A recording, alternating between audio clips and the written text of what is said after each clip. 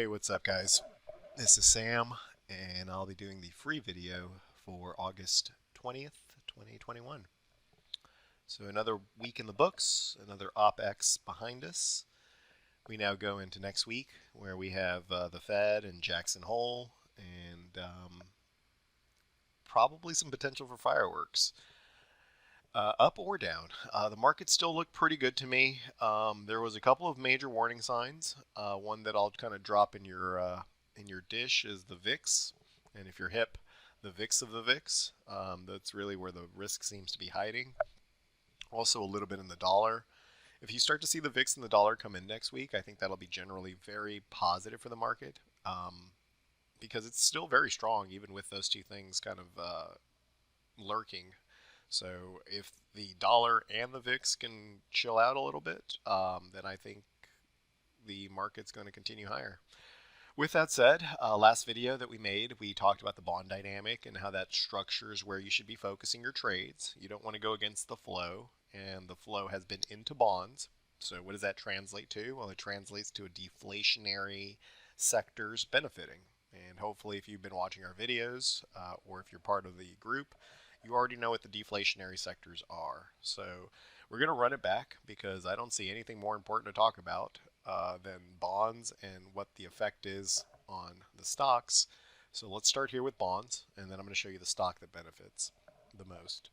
So bonds here, this is the ZB. Again, if you're going to chart bonds, chart it using the ZB. It did finally close above this 50-week simple moving average.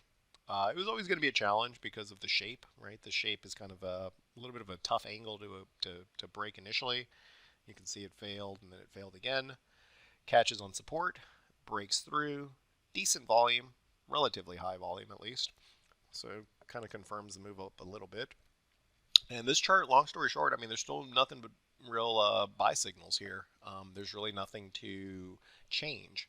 So this just informs us as to where we should be, right? We don't want to dissect this chart too much. It's just, is the squeeze still climbing? Check. Do we have an active buy signal? Has that been canceled out by a sell signal? Do you see a red arrow on the weekly? You don't? That gets a check. Is green over red both above 50? Check. That's basically it. So we understand bonds are still in buy mode. What does that mean? It means to focus on tech. If you try to trade anything that's inflationary with bonds moving up, it can work, but it's you're fighting upstream. So you might as well go with the flow. And the flow certainly is in XLK. This is the same product we talked about in the last video. And I'm going to bring it to you again because not much has changed and the setup remains pretty good. So XLK here, a little bit of a target that was hit. 55.6 was the target. Above that, however, it does have room to about 58 or so. So another, let's call it $2.50, $3. Not too bad. Potentially could get higher than that, but that is the target for now. And still the best looking chart that I see in the market. Your squeeze is still solid. The magenta arrows are warning signs, but they're not sell signals. You don't get a sell signal until you get a red arrow. So this is still intact in terms of trend. Green over red, completely intact trend. No sell signals, completely intact. Still expanding on the weekly chart. That's incredible. That's really incredible. And relatively strong close this week with very good volume. So really not much has changed here. I still want to focus on XLK, and then just keep in mind what XLK represents. In reality, it's just basically Microsoft and Apple. You can hedge your bets, and maybe that's not a terrible idea with XLK, but just understand that Apple and Microsoft are the two big drivers here, and they continue to look very good. So Microsoft popped off huge today. Maybe it's Apple's turn next week. But in general, I think XLK is just a great place to focus by and large. Based on the bond dynamic, I still think you want to be focused in a deflationary fashion. And XLK, after we did all the work with the premium folks in the gold room, XLK remains the best setup that I see. So just a little something for you next week to follow. Again, I'll say this, there is some risk going into next week. I gave you two things to look at. Rewind the video if you didn't catch those. So there is risk next week. Don't take it for granted that there's no risk. There is a lot of risk. But in terms of giving yourself the best edge, the best probability of success, if you're going to be trading something long, I think you have to stay focused here in XLK or XLC. which is mostly Google, until something changes, until the bond dynamic changes and it says with definitive signals that you should be focusing on something else.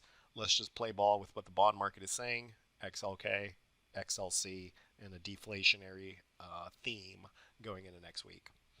All right, guys, that's my time. I hope you found this helpful.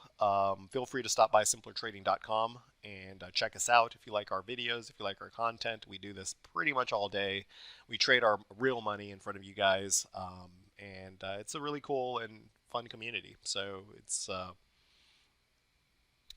lot of fun. So if you like our stuff, leave us a like, subscribe to our content if you like our stuff, so that way you don't miss any updates.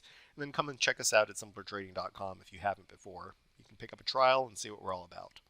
All right, guys, we'll see you for the next video. Have a great weekend.